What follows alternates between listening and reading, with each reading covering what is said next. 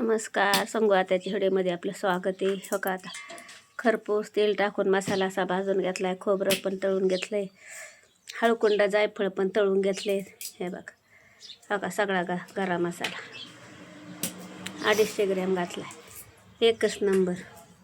मिरच्या बी बघा एकच नंबर आहे. आता लाल असं करावं लागते. वर्षाचा तारू असतो मसाला म्हणजे, ते काय जीव काढून जमत नाही. आता याला खर्चच किती आले बघा. मसाला धणे धरून 600 झालेत. खोबरं 100चं पावशेर 700